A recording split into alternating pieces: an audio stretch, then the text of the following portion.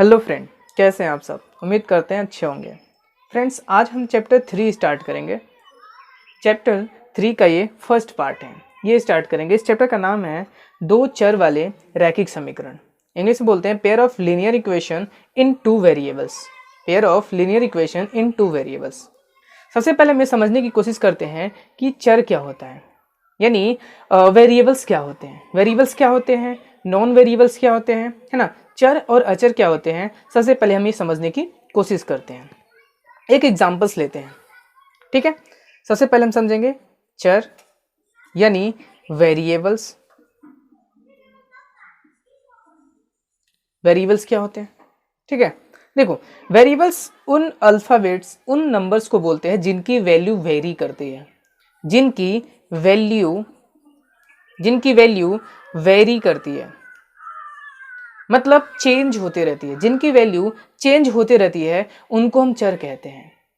जिनकी value change होते रहती है उनको हम चर कहते हैं। जैसे एग्जांपल x, y, है ना।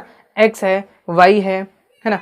a, b, c, जो भी अल्फाबेट्स हैं उनकी वैल्यू क्या होती रहती है, बदलते रहती है, चेंज होते रहती है। इसलिए इनको हम क्या कहते हैं, चर कहते हैं। जैसे देखो, x की वैल्यू किसी क्वेश्चन में 0 भी आ सकता है, किसी क्वेश्चन में 1 भी आ सकता है, किसी क्वेश्चन में 2 भी आ सकता है। एवरीथिंग, कुछ भी पॉसिबल है, माइनस में भी पॉसिबल है ना। तो ऐसे अल्फाबेट, ऐसे नंबर जिनकी वैल्यू बदलते रहती है, उनको हम क्या बोलते हैं, वेरिएबल्स यानी चर बोलते हैं। दूसरा एक आता है अचर। इंग्लिश में इसको बोलते हैं नॉन वेरिएबल्स। नॉन वेरिएबल्स वो होते हैं जिनकी वैल्यू बदलती नहीं है, जिनकी वैल्यू कांस्टेंट होती है, कांस्टेंट वैल्यू होती है।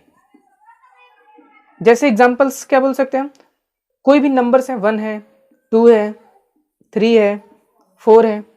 1 की वैल्यू हर क्वेश्चन में 1 ही होती है, 2 की वैल्यू हर क्वेश्चन में 2 ही होती है। इसलिए हम इनको क्या बोलते हैं, अचर बोलते हैं, यानी नॉन वेरिएबल्स बोलते हैं, है ना। तो वेरिएबल्स और नॉन वेरिएबल्स उम्मीद है समझ में आएगा। इसको चर और अचर बोलते हैं। अब इस चैप्टर में हम क्या पढ़ने वाले हैं, ऐसे समीकरण जिनमें दो चर हों। दो चर बोले तो जैसे हम एक इक्वेशन लिख देते हैं, जैसे 3x + 5y = 10। अब इसमें ये x हमारे लिए क्या है, चर है, यानी वेरिएबल्स है। y क्या है हमारे लिए, वेरिएबल्स है। तो ये एक वेरिएबल हो गया और ये एक दो वेरिएबल हो गया। यानी हमें यहाँ पे ऐसे ही इक्वेशन को सॉल्व करने सीखना है। इस चैप्टर में हमें यही दो वेरिएबल्स के बारे में पढ़ना है, यानी x होगा, y होगा, a होगा, b होगा, ऐसे दो वेरिएबल्स होंगे। इन्हीं दो वेरिएबल्स के बारे में पढ़ना है।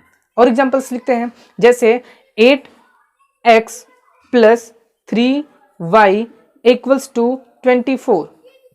देखो, इसमें भी दो वेरिएबल्स हैं, एक x हमारा वेरिएबल्स है और एक हमारा y वेरिएबल्स है। तो इसको बोलते हैं हम दो चर के रैखिक समीकरण, यानी pair of linear equation in two variables. Two variables में एक x हमारा वेरिएबल्स है, दूसरा हमारा y वेरिएबल्स है। तो ऐसे इक्वेशन को हमें सॉल्व करना है, ग्राफ पे भी पढ़ना है। इस पूरे एक्सरसाइज में हमें ये करना है, ठीक है। तो सबसे पहले हम इक्वेशन को ग्राफ पे बनाना सीखेंगे कि किसी भी इक्वेशन को ग्राफ पे कैसे बनाते हैं। किसी भी इक्वेशन को ग्राफ पे कैसे बनाते हैं, ये हम सबसे फर्स्ट सीखेंगे, ठीक है। ठीक है, तो अब हम आगे जो हम सबसे फर्स्ट क्वेश्चन पढ़ेंगे, उसमें हम ये पढ़ेंगे कि किसी भी इक्वेशन को ग्राफ पे कैसे हम शो करते हैं, ग्राफ पे हम कैसे दर्शाते हैं। जैसे कि इक्वेशन है 2x + 5y = 10। 2x + 5y = 10। इसको हमें ग्राफ पे कैसे दर्शाना है, ठीक है। तो सबसे फर्स्ट हम ये इसमें क्या करेंगे, x की वैल्यू को 0 मानेंगे। देखो, x की वैल्यू कुछ भी मान सकते हो, 1 मान लो, 2 मान लो, माइनस में कोई भी नंबर मान लो, लेकिन 0 से तो आसान होता है। तो x की वैल्यू हम क्या मानेंगे, 0। अब यहाँ पे हमारा इक्वेशन 2, x की जगह हम क्या रखेंगे, 0। x की जगह हम रखेंगे 0, फिर आएगा 5, y की वैल्यू हमें कुछ नहीं रखी है। अब यहाँ पे अगर 0 और 2 को मल्टीप्लाई करेंगे क्या आ जाएगा, 0 आ जाएगा, प्लस 5y = 10। हमारा क्या आ जाएगा, 5y इक्वल्स टू 10, यानी y की वैल्यू क्या आ जाएगी 10 डिवाइडेड बाई 5, तो y की वैल्यू क्या आ जाएगी यहाँ पे 2। जब हमने x 0 माना है तो y कितनी आई है 2 आई है, एक वैल्यू हमारे पास ये हो गई।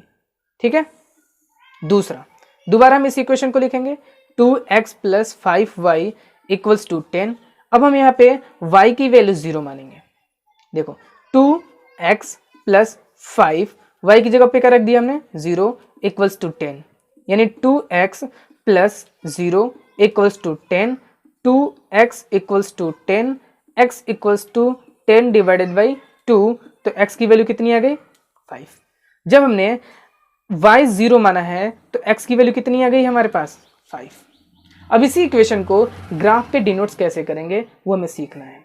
तो सिंपली दोनों ये हमारे पास क्या है प्लस में है, सारे नंबर्स क्या है प्लस में है।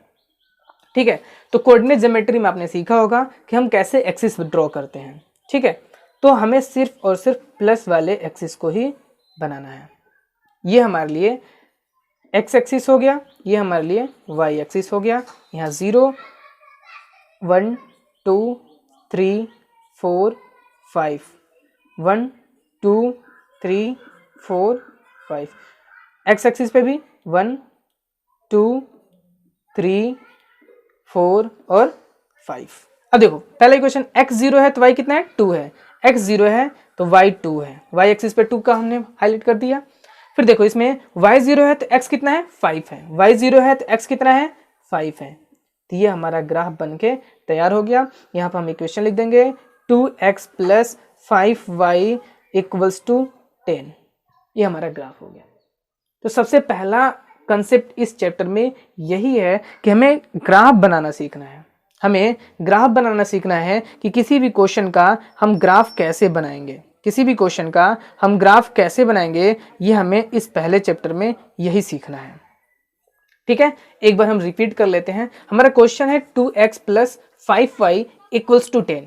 यहाँ पे हम x की वैल्यू 0 मानेंगे, x की वैल्यू 0 मानेंगे तो x की जगह 0 रख दिया।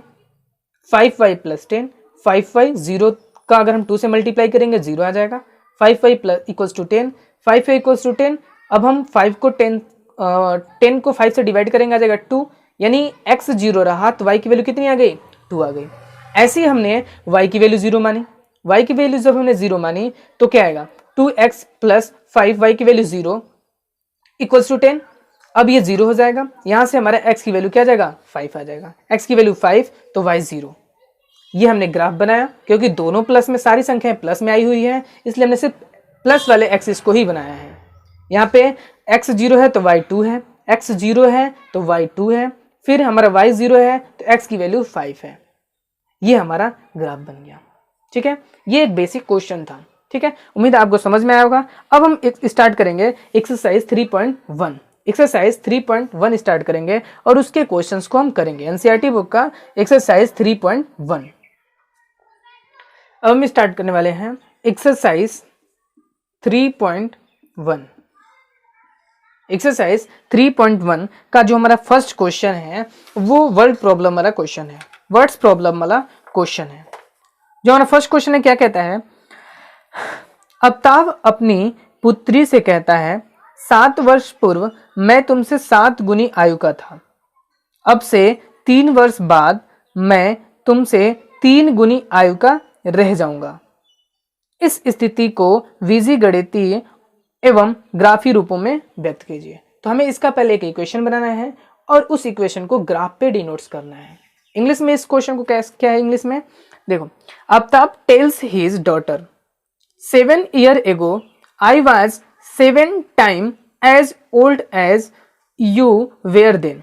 Also 3 years from now I shall be 3 times as old as you will be.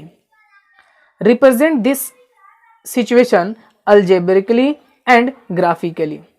ठीक है, तो इस इक्वेशन को हमें ग्राफ में भी बनाना है और इसका इक्वेशन भी बनाना है। ठीक है, तो इस क्वेश्चन को हम सॉल्व करने की कोशिश करते हैं। ठीक है, सॉल्यूशन नंबर है हमारा 1।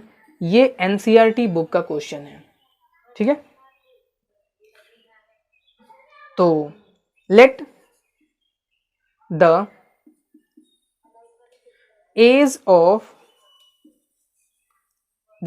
Of Aftab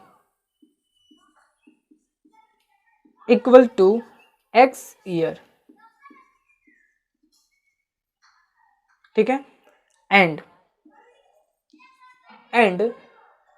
his daughter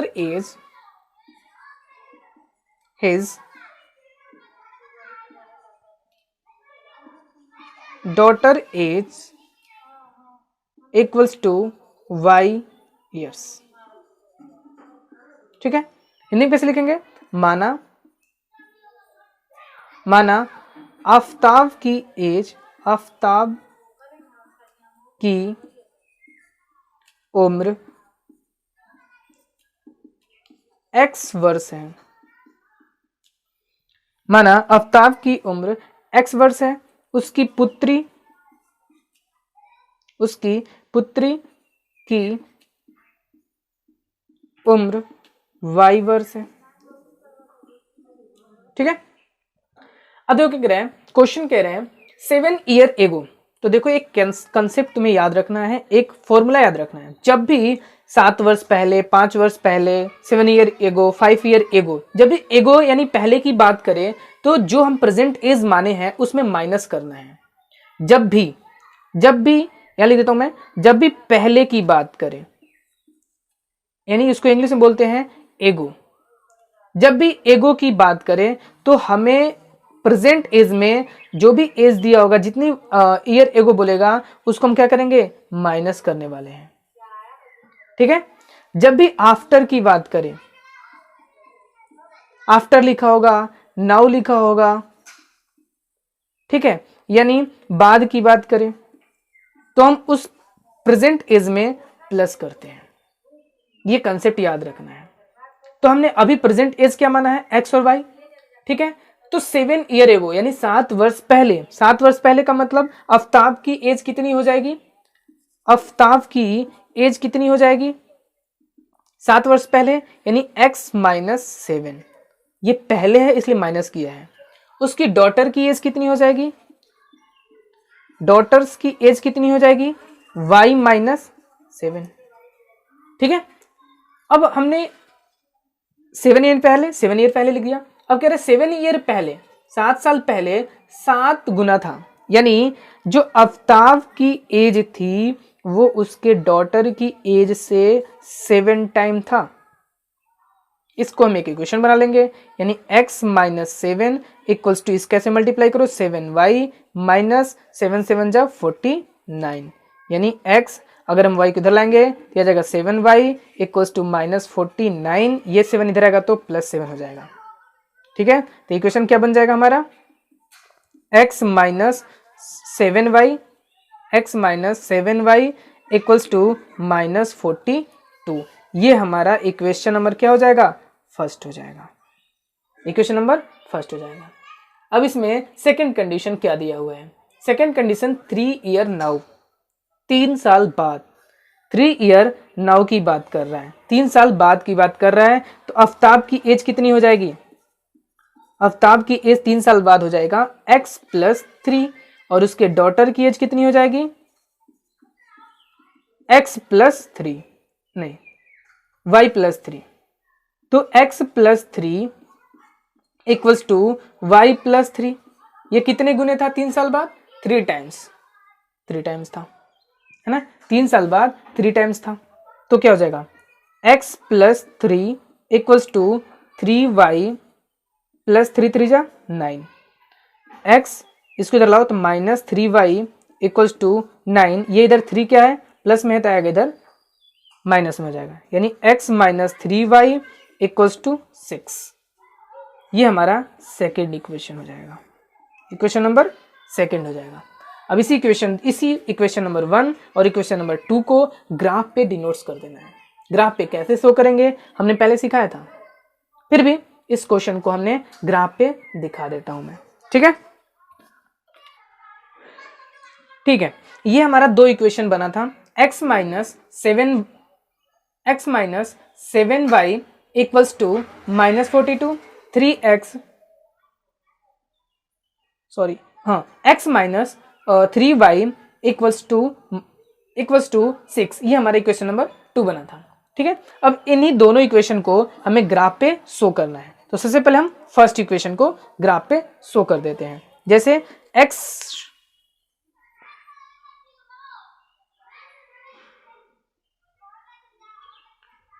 first equation को हम ग्राफ पे शो कर देते हैं। जैसे x minus 7y equals to minus 42। अब यहाँ फर्स्ट स्टेप x की वैल्यू 0 लिखेंगे। तो x की वैल्यू आ गया 0, minus 7y equals to minus 42, ये तो 0 हो गया। Minus 7y equals to minus 42, यानी y equals to minus 42 divide by minus 7, तो y की वैल्यू कितनी आ जाएगी? 6 आ जाएगा। अब इसी इक्वेशन को एक बार हम फिर से कॉपी कर लेते हैं। अब यहाँ y की वैल्यू 0 मानेंगे, तो x minus 7 0 equals to minus 42, तो x ये पूरा 0 हो जाएगा, तो x की वैल्यू कितना आ जाएगा? माइनस 42 आ जाएगा। ये इक्वेशन नंबर फर्स्ट हो गया। अब ऐसे इक्वेशन नंबर 2 को भी हम सॉल्व कर लेंगे। तो x की वैल्यू एक बार हम 0 मानेंगे, तो x की value 0 minus 3y equals to 6, तो y की वैल्यू कितनी आ जाएगी? 6 डिवाइड बाई माइनस 3, तो यह आ जाएगा कितना? माइनस 2। y की वैल्यू कितनी आ जाएगी? माइनस 2 आ जाएगा। ठीक है, ठीक है। अब हम यहाँ पे y की वैल्यू रखेंगे, यानी x minus 3y equals to 6, तो y की वैल्यू अब 0 रखेंगे। तो x माइनस 3 0 इक्वल्स टू 6, तो ये पूरा 0 हो जाएगा, तो x की वैल्यू कितनी आ जाएगी? 6। यहाँ देखो, जब हमने x की वैल्यू 0 रखा तो y की वैल्यू कितनी आ गया? 6 आ गया। दूसरे इक्वेशन में हमने y की वैल्यू 0 रखा तो x की वैल्यू कितने आ गया? माइनस 42 आ गया। यहाँ पे हमने x की वैल्यू 0 रखा तो y की वैल्यू कितना आ गया? माइनस 2 आ गया। यहाँ पे हमने y की वैल्यू 0 रखा तो x की वैल्यू कितनी आ गई? 6 आ गया। अब इसको हमें ग्राफ पे शो करना है। ठीक है, इसी इंफॉर्मेशन को हमें ग्राफ पे शो करना है। सबसे पहले हम फर्स्ट इक्वेशन को शो करते हैं। फर्स्ट इक्वेशन को शो करते हैं, देखो यहाँ पे x की वैल्यू कितनी है? माइनस 42 भी है, तो हमें माइनस वाले पार्ट को भी बनाना पड़ेगा। तो ठीक है, यहाँ से ग्राफ बनाते हैं हम।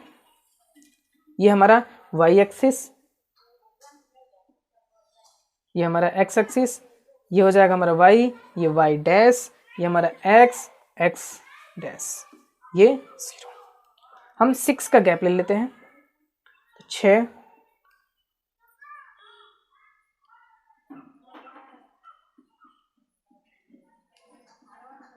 ठीक है, यहाँ पे 6,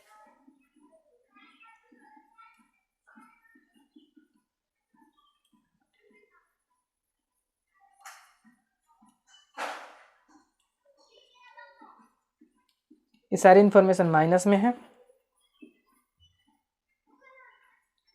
इसको हम थोड़ा सा इंक्रीज कर लेते हैं, x बार। ठीक है, ये माइनस 6 है, माइनस 12 है, माइनस 18 है, माइनस 24 है, माइनस 30, माइनस 36 और माइनस का 42 है ना। अब यहाँ पे भी 6 का माइनस 6, माइनस 12, यहाँ पे भी माइनस 6, ओ सॉरी यहाँ ऊपर प्लस में होगा, 6, 12 और 18। अब देखो फर्स्ट इक्वेशन, x की वैल्यू 0 है तो y की वैल्यू कितनी है? 6 है। ये रहा x की वैल्यू 6, y की वैल्यू कितनी है? जब y की वैल्यू 0 है तो x की वैल्यू माइनस का 42 है, माइनस का 42 है। तो ये हमारा ग्राफ यहां से बन जाएगा, यहां से ऐसे बनेगा। ठीक है, उसके बाद देखो हमारा यहाँ पे x की वैल्यू 0 है तो y की वैल्यू माइनस 2 है, x की वैल्यू 0 है तो y की वैल्यू माइनस 2 है, माइनस 2 ये 6 के ऊपर ही है कहीं, और x की वैल्यू 6 है, 6 है, तो ये रहा, ये ग्राफ हमारा कुछ ऐसा बनेगा। तो कुछ इस तरीके से ये ग्राफ बनेगा, है ना। हमारा पहला इक्वेशन यहाँ लिख देंगे, x minus 7y equals to minus 42। दूसरा इक्वेशन हम यहाँ पे लिख देंगे, x minus 3y equals to 6। ये हमारा एक क्वेश्चन नंबर क्या था? क्वेश्चन नंबर 1 था। क्वेश्चन नंबर हमारा 1 था, जिसको हमने सॉल्व भी किया और ग्राफ पे भी शो करा। ठीक है, क्वेश्चन नंबर 2 करेंगे। क्वेश्चन नंबर 2 पढ़ते हैं। क्रिकेट टीम के एक कोच ने 3900 यानी 3900 में 3 बल्ले तथा 6 गेंदें खरीदी। 3900 रुपए में 3 बल्ले और 6 गेंदें खरीदी, है ना। बाद में उसने एक और बल्ला तथा उसी प्रकार की 3 गेंदें 1300 रुपए में खरीदी। इस स्थिति को बीजगणितीय तथा ज्यामितीय रूप में व्यक्त करें। तो इस क्वेश्चन में भी हमें इसको क्या करना है, इक्वेशन बनाना है और उसको सॉल्व करके बताना है। इंग्लिश में क्या क्वेश्चन है, the coach of a cricket team by 3 bats and 6 balls for 3900. Later C buy another bat and 2 more balls of the same kind for 1300. Represent this situation algebraically and geometrically. तो हमें इस equation को solve करना है। तो सबसे पहले हम इसको सॉल्व करते हैं, है ना। Let the cost of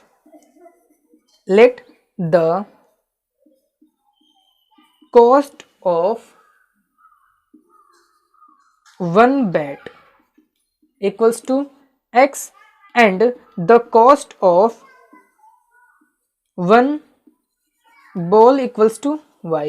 Hindi में कैसे लिखेंगे, माना एक बल्ले की कीमत x रुपीज है और एक गेंद की कीमत y रुपीज है ना। तो फर्स्ट कह रहे हैं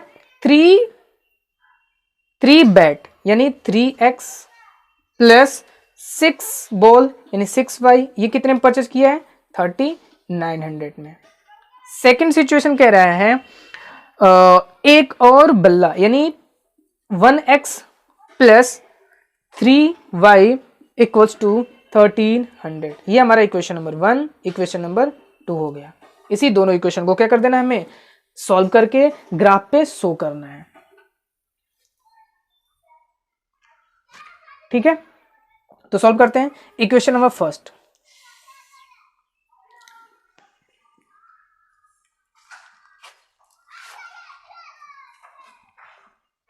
इक्वेशन नंबर फर्स्ट क्या है हमारा, 3x plus 6y equals to 1300।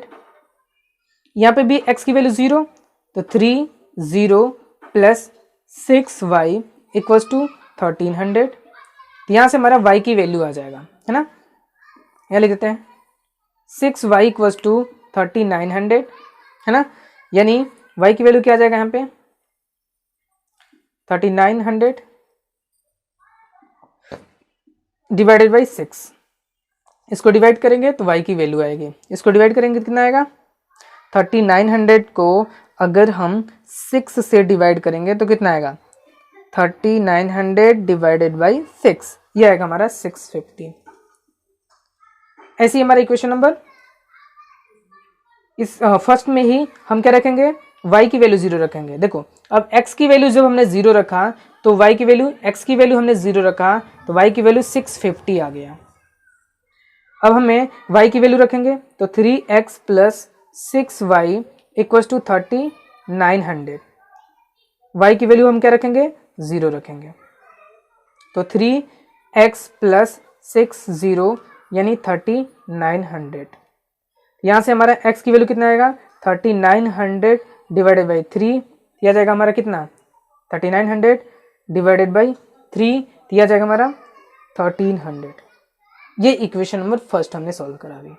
अब इक्वेशन नंबर 2, इक्वेशन नंबर 2 क्या है, x plus 3y equals to 1300, ये इक्वेशन नंबर 2 है। यहाँ पे हम x की वैल्यू 0 मानेंगे तो 0 प्लस 3y इक्वल्स टू 1300, यानी 3y equals to 1300, y equals to 1300 divided by 3, 1300 divided by 3। तो y की वैल्यू, ये डिवाइड नहीं होगा तो हम ऐसे ही छोड़ देंगे, ठीक है, ये डिवाइड नहीं होगा।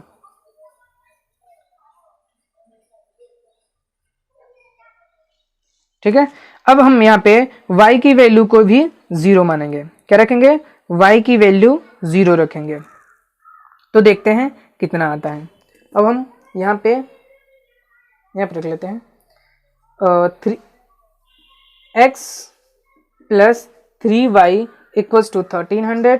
तो यहाँ y की वैल्यू हम 0 रखेंगे, तो x equals to 0, x plus 0 equals to 1300। 0 कैसे है, y की वैल्यू अगर हम 0 रखेंगे तो यहाँ पूरा 0 हो जाएगा। तो यहाँ पे हमारा x की वैल्यू कितना आ जाएगा, 1300 आ जाएगा।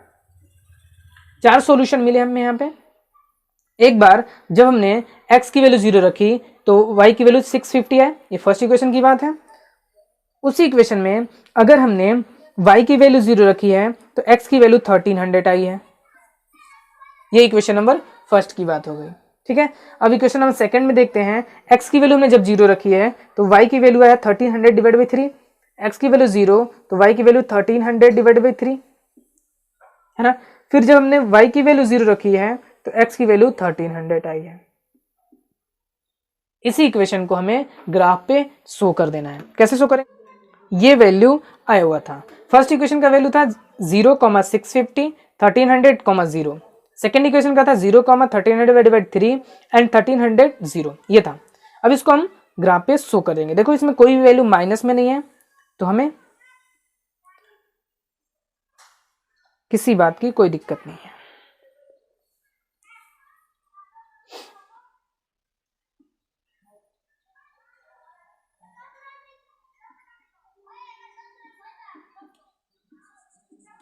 ये x एक्सिस, ये y एक्सिस।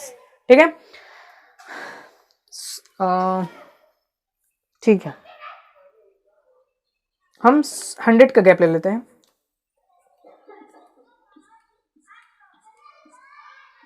100, 200, 300, 400, 500, 600 और यहाँ पे 700।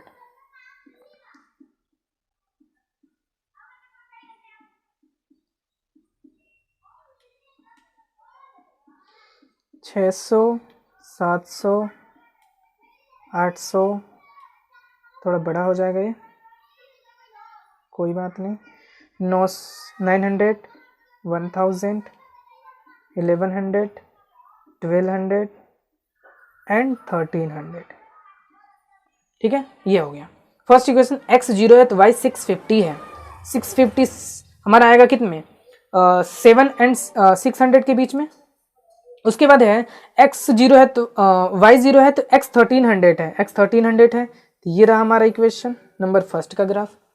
उसके बाद x 0 है तो y 1300 डिवाइडेड बाई 3 है। अब 1300 डिवाइडेड बाई 3 को हम डिवाइड करेंगे तो 400 और 500 के बीच में आएगा।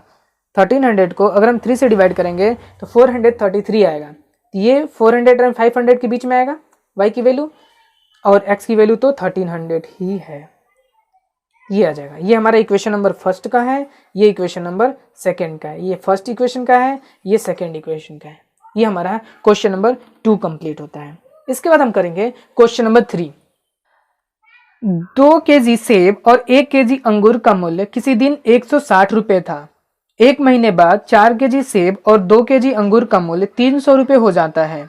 इस स्थिति को बीजगणितीय तथा ज्यामितीय रूप में प्रस्तुत कीजिए। इंग्लिश में क्या क्वेश्चन है ये, The cost of 2 kg of apples and 1 kg of grapes on a day was found to be 160. After a month, the cost of 4 kg of apples and 2 kg of grapes is 300. Prepare the situations algebraically and geometrically. ठीक है, तो करते हैं question number 3। Let the cost of 1 kg of apple equals to rupees x. The cost of 1 kg of grapes equals to y rupees. Equals to y rupees. ठीक है, उसके बाद हिंदी में माना 1 kg सेब का दाम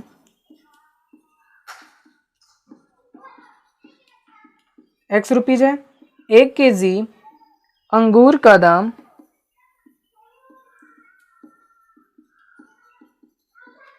y रुपीज है। ठीक है, तो फर्स्ट सिचुएशन कह रहा है 2 kg सेब है और 1 kg अंगूर है, यानी 2x plus y equals to 160। और सेकेंड सिचुएशन कह रहा है 4 kg यानी 4x plus 2y equals to 300। ये इक्वेशन नंबर फर्स्ट हो गया, इक्वेशन नंबर सेकेंड हो गया। ठीक है, इसकी वैल्यू फाइंड कर देता हूं मैं और आप लोग इसको ग्राफ पे डिनोट्स कर लोगे। इक्वेशन नंबर फर्स्ट है हमारा 2x plus y equals to 160। यहाँ x की वैल्यू 0 मानेंगे तो 2 यहाँ 0 हो जाएगा, y plus y equals to 160, तो यहाँ y की वैल्यू कितनी आ जाएगी 160। 2x plus y equals to 160, y की वैल्यू 0 हो गया तो 2x इक्वल्स टू 160, यानी x equals to 160 divide by 2, तो x की वैल्यू 80 आ गया। ये इक्वेशन नंबर फर्स्ट का था। इक्वेशन नंबर सेकंड है, ये x की वैल्यू 0 रखेंगे तो 4 यानी 0 प्लस 2y इक्वल्स टू 300, यानी 2y इक्वल्स टू 300, तो y की वैल्यू कितनी आ जाएगी 300 डिवाइड बाई 2, यह आ जाएगा 150। ऐसे ही हमारा क्या हो जाएगा, y की वैल्यू हम 0 मान लेंगे, y की वैल्यू हम 0 मान लेंगे। तो जब हम y की वैल्यू 0 मानेंगे तो क्या आएगा 4x प्लस 2 0 इक्वल्स टू 300, तो 4x इक्वल्स टू 300, यानी x equals to 300 divide by 4। अब इसको हम 4 से डिवाइड कर देंगे, 300 को हम 4 से डिवाइड कर देंगे तो क्या आ जाएगा हमारा 75 आया है। एक बार हमने x की वैल्यू 0 मानी है तो y 160 आया है, फर्स्ट इक्वेशन की बात करते हैं, और y 0 माना है तो x की वैल्यू कितनी आई हमारा 80 आई है। अगर हम बात करते हैं सेकेंड इक्वेशन की तो x की वैल्यू अगर हमने 0 माना है तो y की वैल्यू 150 आया है, और y की वैल्यू 0 माने हैं तो x की वैल्यू 75 आया है। ये वैल्यू है। ठीक है, ये क्वेश्चन नंबर 3 था। अब हमने इसकी वैल्यू फाइंड कर दी है, आप इसका ग्राफ बना लोगे, इस क्वेश्चन का ग्राफ आप खुद से बना लोगे। ठीक है, ये हमारा एक्सरसाइज 3.1 कंप्लीट हो जाता है, एनसीईआरटी बुक का एक्सरसाइज 3.1 कंप्लीट हो जाता है। अब हम नेक्स्ट पार्ट में करेंगे एक्सरसाइज 3.2, एनसीईआरटी बुक का एक्सरसाइज 3.2 करेंगे। इसका आप ग्राफ जरूर बना लेंगे, लास्ट क्वेश्चन का हमने ग्राफ छोड़ दिया है, आप जरूर बना लेंगे। ठीक है, तो नेक्स्ट पार्ट में मिलते हैं, करेंगे हम एक्सरसाइज 3.2।